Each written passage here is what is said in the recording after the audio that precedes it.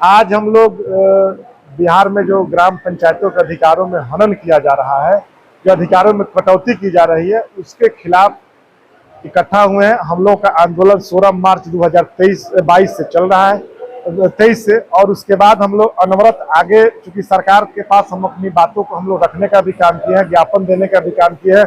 और कई स्तरों पर, चूंकि हमारा पंचायत सरकार भवन का मामला हो, ग्राम सभा का मामला हो, मनरेगा का मामला हो या सोलर स्ट्रीट लाइट का मामला हो, पूरी तरह ग्राम पंचायत में विकास योजनाएं ठप हो चुकी है।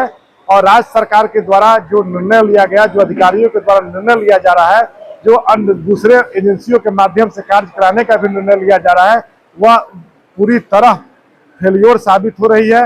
और असफल एजेंसी को कार्य कराने का जिम्मा भी दिया गया है।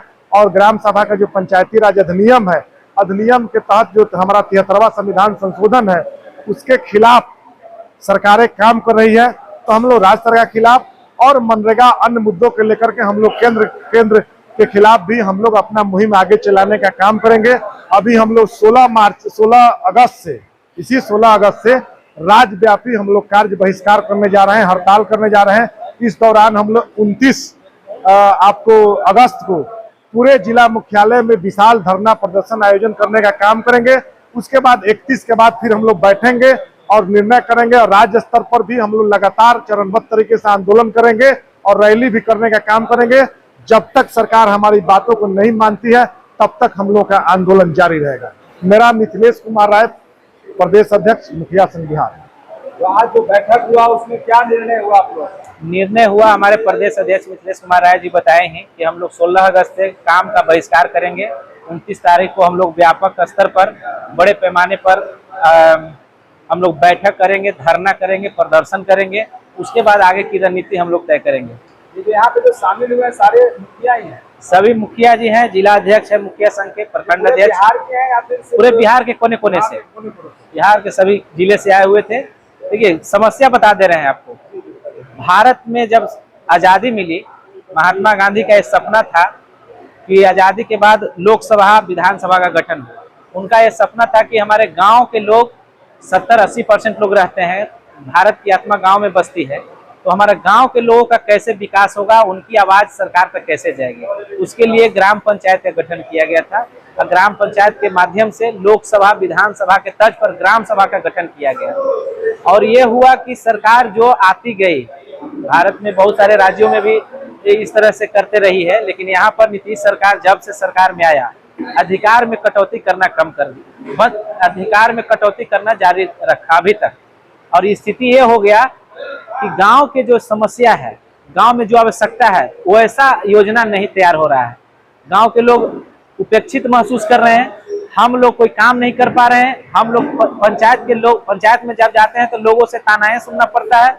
हम लोग को मजबूर होकर के, विवश होकर के हम लोग को पंचायत से बाहर, आज कल परसों करते करते हम लोग यही स्थिति होगा कि पंचायत में हम लोग रहने लायक नहीं रह गए।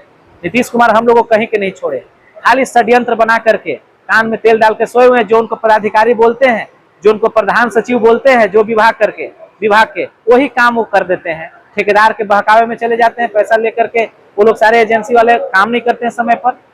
और जब फेल होता है तो हम लोग मुखिया लोग पर दोषारोपण होता है। आप लोग देख लीजिए, नल जल को देख लीजिए, सोलर लाइट को देख लीजिए। ग्राम पंचायत में अभी पंचायत सरकार भवन को ऐसे ही कर दिए हैं।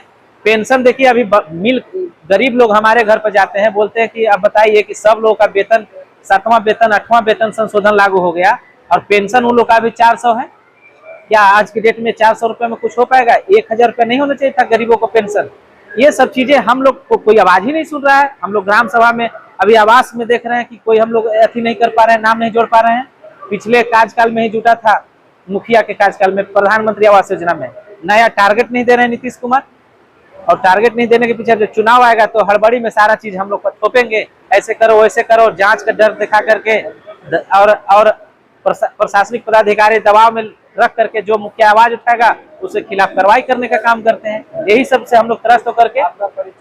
मैं अरवल जिला मुखिया संघ अध्यक्ष अभिषेक रंजन, बिहार प्रदेश संयोजक हूँ। हमारा आज का जो बैठक था वो विशेषकर इस बात पे था कि मुखिया सबका अधिकारों का हनन किया जा रहा है, क्योंकि मुखिया पंचायत का सर्वे सर्वा होता है। पीएम भी वो जनता के लिए होता है, सीएम भी वो जनता के लिए होता है। और विधायक हो या सांसद लोग हो, ये लोग जल्दी जनता से मिलते नहीं है, लेकिन हम मुखिया लोग को हर कदम पर जनता मिलती जुलती रहती है और हमसे ही एक्सपेक्ट करती है कि मुखिया जी आप ही के हाथ में सब कुछ है। लेकिन सरकार ऐसा कर दी है कि हम ना बोल पाते हैं कि नहीं अब हमारे हाथ में नहीं, क्योंकि भाई कहीं ना कहीं हमारे सम्मान को भी ठेस पहुंचता है, तो ये बात हम बोल भी नहीं पाते हैं। तो इस तरह का सरकार हमारे साथ कर रही है ताकि, और एक तरह से हम लोग को विकलांग महसूस करवा रही है कि मुखिया मतलब कुछ नहीं, मुखिया मतलब कुछ नहीं, वो जो करेंगे वो हम करेंगे, हम जो प्रेशराइज करेंगे, हम जो कहेंगे वही मुखिया को करना है। तो यही सब बैठक हम लोग ने किया ताकि हम लोग आगे प्रगति कर सके और जो अपने गांव को मजबूत बना सके, इसलिए ये सब किया गया। मेरा नाम रेखा है, मैं बक्सर जिला से हूँ, प्रदेश उपाध्यक्ष।